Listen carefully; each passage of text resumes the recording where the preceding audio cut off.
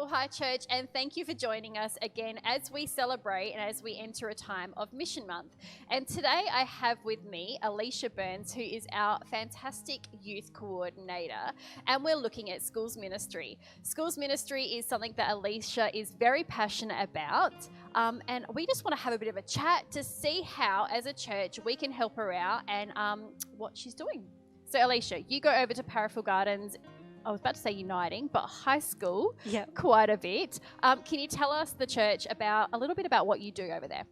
So once a week I go in the mornings before school starts and I help cook breakfast for the kids who are coming in, because there's lots of struggling families who don't have enough at home, or the kids come in earlier and they just haven't had a chance to eat yet. So we try to give them a good breakfast, get some food into them, get some energy into them so that they can get through the school day.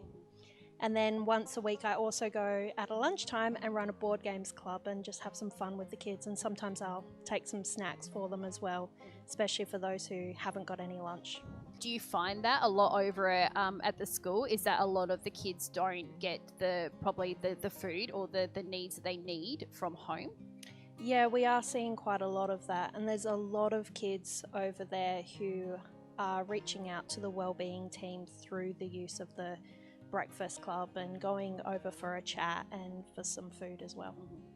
And I know just very recently you were actually told they were cutting back on the breakfast club a little bit because they didn't have the funds for it.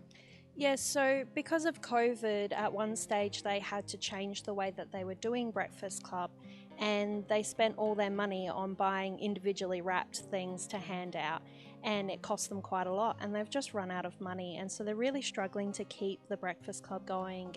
So as a mission, we can help by providing money for the church to be able to purchase products to use over there. Tell me about breakfast club. All right, so tell me about a standard breakfast club when you go over there. What do you do in the morning? So the day that I go in, we make pancakes and I cook them up on the barbecue. But then on the days that I'm not there and they've got a little less help, they do some simpler things like cheese toasties. And so they've got certain things being donated like bread and milk and eggs, but getting things like cheese can cost quite a lot, and there's nowhere that they can get that donated from. Yeah.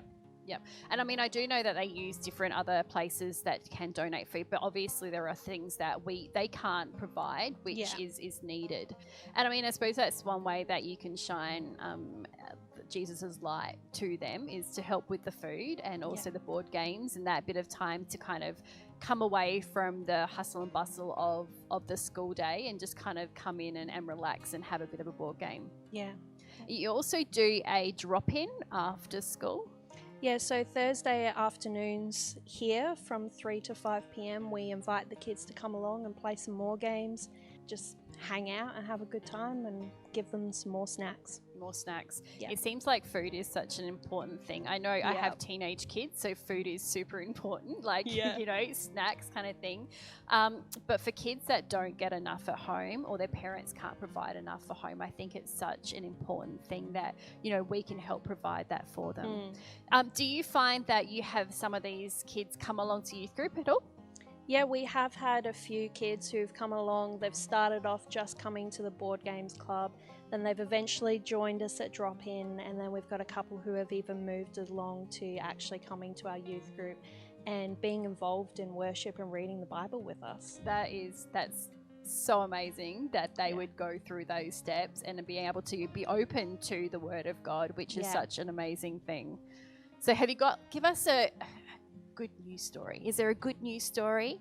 We've got one girl who used to come along to drop in, and she would shut it down every time we tried to talk to her about Jesus, about the Bible. She was, no, I don't believe in that. No, I don't want any part of that.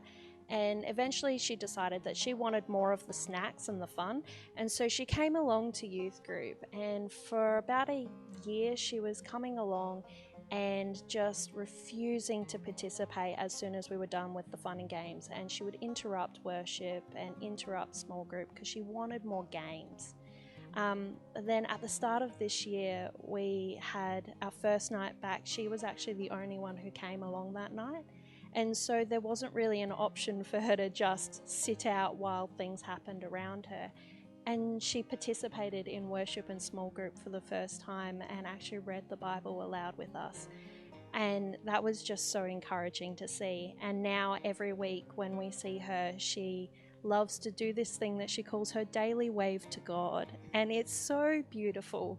While she hasn't really made that next step of choosing to be a Christian, to follow Jesus, we have seen such change in her, and we know that something beautiful is happening in her and that we're on the way to that. That's amazing. That is so good. Well, I am so happy, and everything that you're doing over there is so amazing. So thank you very much for that. And church, if you want to help with this mission, we would love you to prayerfully consider what God is calling you to donate to this mission or other missions that we have within the church that are listed on our website and also on our Facebook. So thanks, Alicia, for joining us. Thank you. See you later.